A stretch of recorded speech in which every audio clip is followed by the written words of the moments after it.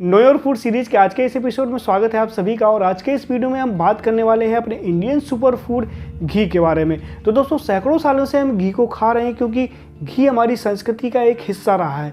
और आयुर्वेद की बात करें तो आयुर्वेद में सदियों से घी का इस्तेमाल बहुत सारी बीमारियों को ठीक करने के रूप में किया जाता है। लेकिन जब से मल्टीनेशनल कंपनी आई जो कि रिफाइंड ऑयल या फिर हाइड्रोजनेटेड ऑयल या फिर जैसे हम लोग वनस्पति घी बोलते हैं वो बनाती थी, उनके बाद क्या हुआ पता नहीं कि हमारा घी जो है एक प्रकार से जो सुपर हीरो से एक विलेन के रूप में बदल गया और हम लोगों ने घी खाना छोड़ दिया।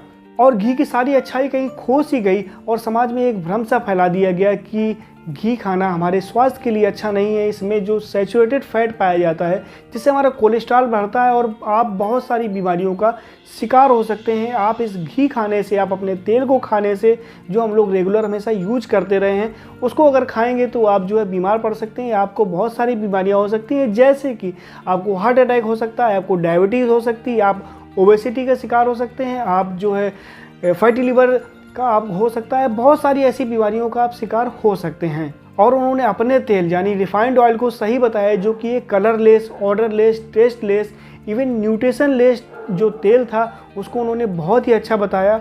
और एडवर्टाइजमेंट के माध्यम से जब उन्होंने बार बार यही बात बताई तो हमारे बहुत सारे जो पढ़े लिखे लोग थे, जो बुद्धिजीवी लोग थे, उन्होंने घी को खाना छोड़ दिया और उन्होंने रिफाइंड ऑयल को खाना शुरू कर दिया।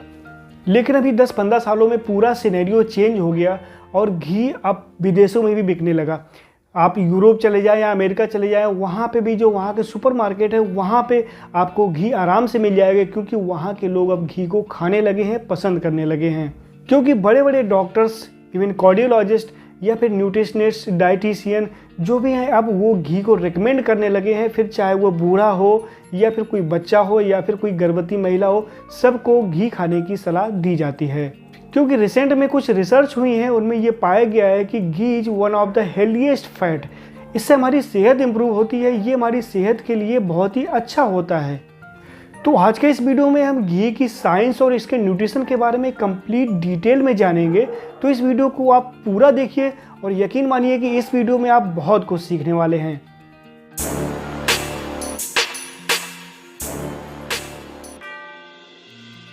नमस्कार दोस्तों, मेरा नाम है विपिन और आप देख रहे हैं लिमिटलेस लर्निंग चैनल की एक सीरीज जिसका नाम है नो योर फूड, और जिसके हर एपिसोड में हम एक खाने का कोई सामान लेते हैं और उसके डिटेल में बात करते हैं, उसकी साइंस और उसके न्यूट्रिशन के बारे में। घी को गोल्डन बटर ऑयल भी बोला जाता है या फिर इसको क्लैरिफाइड बटर भी बोला जाता है, क्योंकि बटर को जब हीट किया जाता है तो हमारा घी अलग हो जाता है और जो मिल्क सॉलिड होता है वो अलग हो जाता है, इसलिए इसको क्लैरिफाइड बटर भी बार बोला जाता है।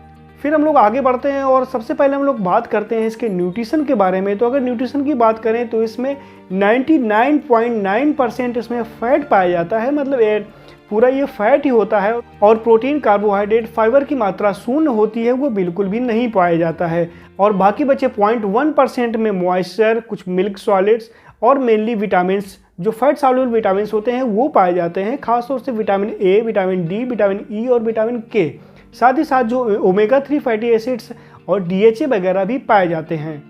और घी को एक फैट का प्योरेस्ट फॉर्म माना जाता है, ये ऐसे ख़राब नहीं होता है, इसको फ्रिज में रखने की ज़रूरत भी नहीं पड़ती है और कई सालों तक घी ऐसे ही रखा रहता है। और आयुर्वेद की बात करें तो आयुर्वेद में पुराना घी बहुत ही अच्छा माना जाता है, उसकी थेरेपेटिक वैल्यू बढ़ जाती है। फिर इसके बाद हम लोग बात कर लेते हैं कि घी में कितनी कैलोरी मिलती है। तो अगर आप 1 टेबल स्पून घी खाते हैं तो आपको 112 कैलोरी की लगभग ऊर्जा मिल जाती है, जो कि एक बहुत ही अच्छी मात्रा में ऊर्जा मिलती है। तो इसी वजह से इसे हम लोग कैलोरी डेंस फूड भी बोला जाता है। तो अब मैं जो बताने जा रहा हूँ वो आप बहुत ही ध्यान से सुनिएगा, क्योंकि आपसे बहुत लोग इस मामले में बहस कर सकते हैं, क्योंकि घी एक एनर्जी डेंस फूड होता है। और आज के जो सिनेरियो में बात यह है कि हम लोग कम कैलोरी का खाना ढूंढ रहे हैं, क्योंकि दुर्भाग्य से आज कैलोरी एक समस्या बन गई है। और इसका मेन कारण ये है कि आज कैलोरी की अधिकता इतनी ज़्यादा इसलिए है क्योंकि आज सभी जगह जो खाने की उपलब्धता है वो बहुत ही ज़्यादा बढ़ गई है। आप कहीं भी नज़र डालें, आपको जो है चारों तरफ बस खाना ही खाना दिखता है। आप कहीं भी रोड में खड़े होकर देखिए, आपको बहुत सारे ऑप्शंस मिल जाते हैं खाने के। तो हम लोग कितनी कैलोरी खाएं, इस वजह से हम लोग कम कैलोरी का खाना पसंद करने लगे हैं, फिर चाहे वो हमें नुकसान ही क्यों ना करता हो। और हम लोग अगर पुराने समय से कंपैरिजन करें तो हम लोग ये कहें कि पुराने समय में क्या था कि कैलोरी की बहुत ज़्यादा कमी थी, खाने की बहुत ज़्यादा कमी थी और शारीरिक मेहनत बहुत ज़्यादा थी।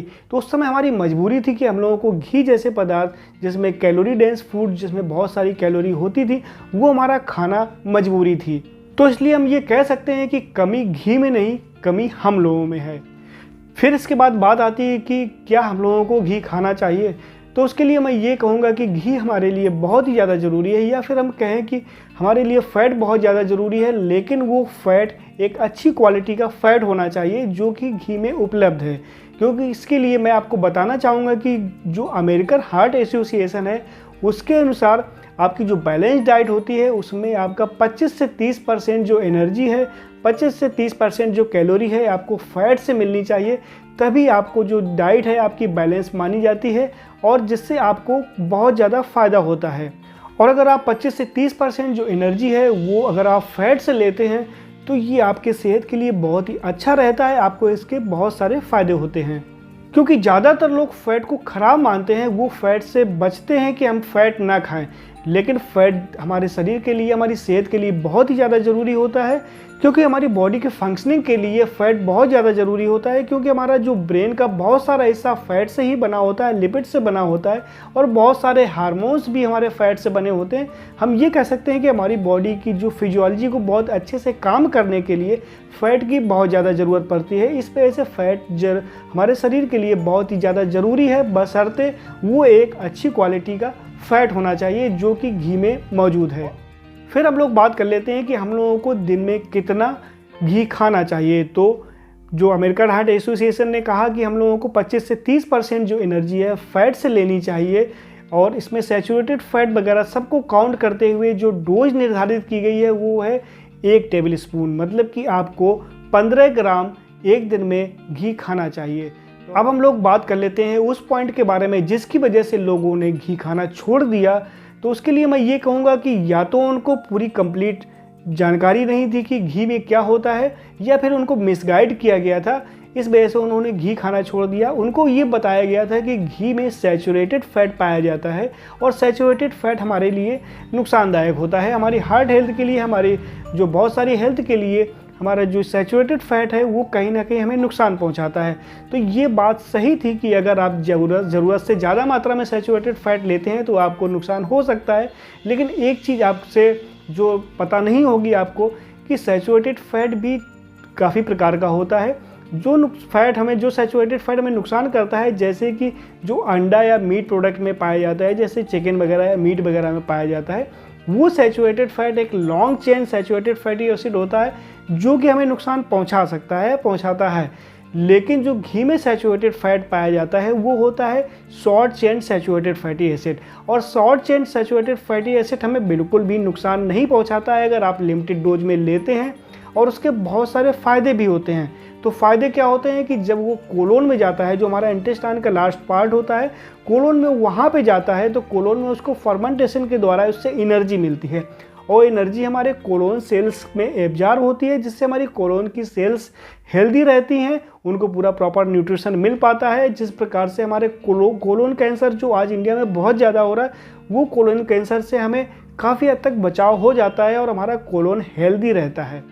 फिर हम लोग बात कर लेते हैं कि हमें कौन सा घी खाना चाहिए। तो दोस्तों, घी कोई भी खा सकते हैं, आपके पास जो भी दूध आता हो आप उसका घी का निकालिए, और ये मान लीजिए कि जो मार्केट से जो होममेड घी होगा उसकी क्वालिटी बहुत अच्छी होगी, आप उस पर पूरा ट्रस्ट कर सकते हैं। आप मार्केट के घी पे बिल्कुल भरोसा मत कीजिए, आप अपने घर का बना हुआ घी खाइए, वो आपके लिए बहुत ही ज़्यादा अच्छा रहेगा। और जितना आप दूध लेते हैं बस उतना ही घी निकालिए और उतना ही दूध आप खाइए। तो आज के लिए बस इतना ही। तो उम्मीद है दोस्तों आज का ये वीडियो आपको पसंद आया होगा। इसके अलावा मैं इसका दूसरा पार्ट भी बनाऊंगा जिसमें मैं जो घी के जो हेल्थ बेनिफिट्स हैं, हमारे कौन कौन से बीमारी में इससे हमें फ़ायदा होता है, उसको आप ज़रूर देखिए, क्योंकि उसमें आप बहुत कुछ सीखेंगे, यकीन मानिए बहुत ज़्यादा सीखेंगे। तो उस वीडियो को आप मिस मत करना। इसका जो नेक्स्ट वीडियो होगा उसमें हेल्थ बेनिफिट्स ऑफ घी मैं बताऊंगा। और आज के लिए बस इतना ही। उम्मीद है दोस्तों आज का ये वीडियो आपको पसंद आया होगा, तो प्लीज़ लाइक कीजिए, और अगर आपको किसी को लगता है कि मुझे किसी के साथ शेयर करना चाहिए तो उसके साथ शेयर भी कीजिए इस वीडियो को। तो मिलते हैं नेक्स्ट वीडियो में एक नए टॉपिक के साथ। तब तक अपनी और अपनों की सेहत का खूब ख्याल रखिए। धन्यवाद दोस्तों।